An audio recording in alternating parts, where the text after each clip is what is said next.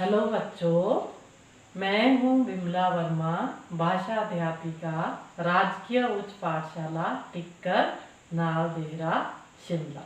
बच्चों, आज हम कक्षा 7वीं का जो पाठ 11 है, रहीम के दोहे, उसे पढ़ेंगे।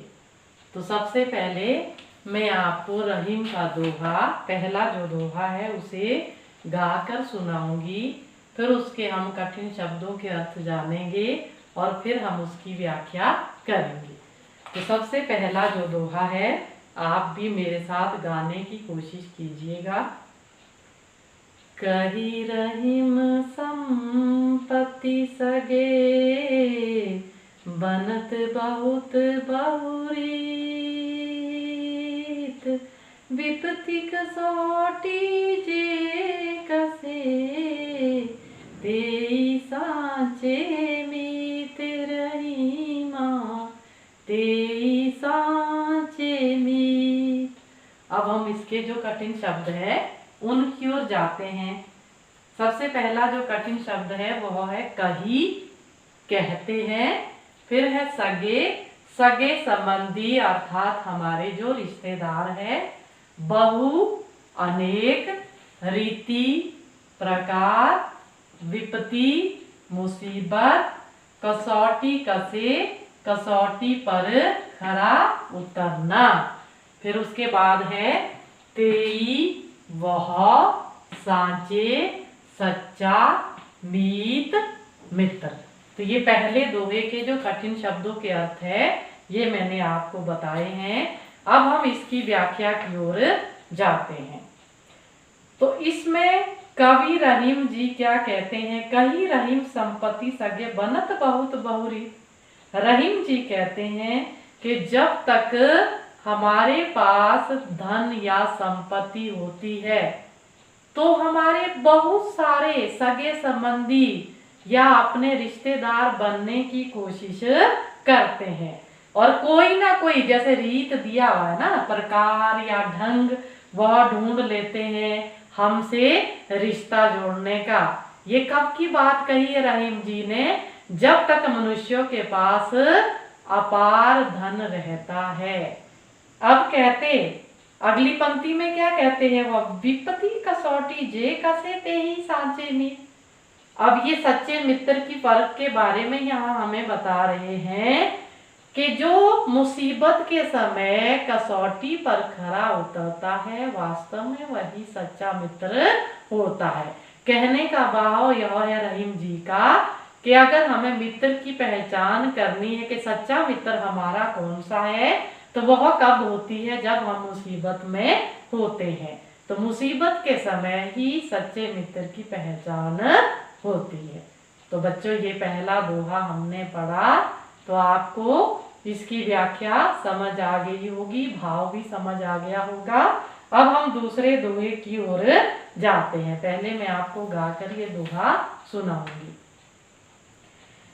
जाल परे जल जात बही, तजमीनन को मोह, रही मन मछरी नीर को, तऊ न छाड़ती छोह रहीमा, तऊ न छाड़ती छोह। तो अब हम इसके कठिन शब्दों के अर्थ जानते हैं। सबसे पहला है जाल, मछली पकड़ने में काम आने वाला। फिर है जात, जाता है। तजी, छोड़कर। मीनन, मछली। नीर, पानी। छोह, प्रेम।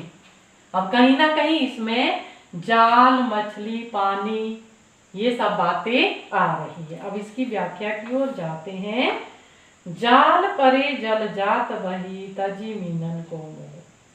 अब कहते, रहीम जी कहते हैं कि जैसे ही मछली को पकड़ने के लिए जाल को पानी में डाला जाता है, तो उस समय की स्थिति का वर्णन यहाँ पे किया गया है कि तजी मीनन को मोह, जो पानी है, जल है, वो क्या करता है? उस जाल में से बाहर बह जाता है। वही मतलब निकल जाता है, और वह छोड़ देता था जी, मतलब छोड़ कर चला जाता है क्या, मीनन को मोह, मछली से जो उसने प्रेम बनाया था उस प्रेम का वो त्याग कर देता है। लेकिन रही मन मछली नीर को तऊ न छाड़ती छो, लेकिन मछली जो पानी के प्रति, नीर अर्थात पानी के प्रति जो उसका छो अर्थात प्रेम होता है उसे छोड़ नहीं पाती है, इसलिए वह अपने प्राणों को त्याग देती है। कहने का मतलब यह है कि मछली पानी से सच्चा प्रेम करती है।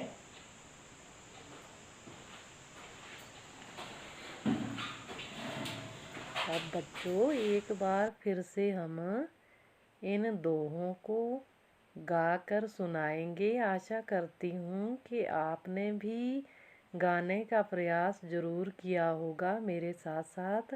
आओ एक बार फिर से हम इन दोहों को गाकर सुनाते हैं और आप भी मेरे साथ गाने का अभ्यास कीजिए। तो पहला दोहा हम गाते हैं। कही रहीम संपत्ति सगे, बनत बहुत बहुरीत, विपत्ति कसौटी जे कसे, तेई साँचे मीत रहीमा, तेई साँचे मीत। उम्मीद करती हूँ कि पहला दोहा आपको मेरे साथ गाना आ गया होगा। अब दूसरा दोहा गाते हैं। जाल परे जल जात बही, तजी मीनन को मोह, रही मन मछरी नीर को, तऊ न छाड़ती छोह रहीमा, तऊ न छाड़ती छोह। तो दूसरा दोहा भी आपको गाना आ गया होगा। तो ये दो दोहे आज हमने रहीम जी के पढ़े, जिनको हमने गाकर भी आपको सुनाया। इनके कठिन शब्दों के अर्थ भी आपको बताए और साथ में इसकी व्याख्या भी बताई गई भाव के साथ। तो आपने अब जो गृह कार्य करना है वह आपके लिए इस तरह से है कि आपने इन दोहों के जो कठिन शब्दों के अर्थ है वो भी लिखने हैं और साथ में इन दोनों दोहों की व्याख्या भी करनी है और अपनी कॉपी में सुंदर सुंदर लिखना है। तो उम्मीद करती हूँ बच्चों कि आपको ये दोनों दोहे जो है इसका अर्थ भी और इसकी व्याख्या भी अच्छे से समझ आ गई होगी। तो आपको घर में अभ्यास करना है इनको गाने का, और घर में जब आपको याद हो जाए तो आपने बड़े बुजुर्गों को या माता पिता को घर में ये दोहे गाकर सुनाने हैं। और इनकी व्याख्या भी आपको आनी चाहिए, क्योंकि इसमें एक पंक्ति कथन की है और दूसरी उदाहरण की है। क्योंकि प्रश्न उत्तर में भी हमें ये स्पष्ट करना पड़ेगा कि इसमें कौन सा कथन है और कौन सा उदाहरण है। तो आपको बच्चों ये बात समझ आनी चाहिए कि इसमें कथन मतलब कहावत एक तरह से जो बनी होती है वो कौन सी है, और उदाहरण जिसमें हम कहते हैं कि जैसे जैसे जब हमने कह दिया तो वो उदाहरण होता है। तो उम्मीद करती हूँ कि आप बच्चों को ये समझ आ गया होगा। आज बस इतना ही। तो आप अपना गृह कार्य साफ और सुंदर लिखें। तो बच्चों इसी के साथ आज का हमारा ये विषय रहीम के दोहे ख़त्म होता है। बाकी अगला हम कल पढ़ेंगे।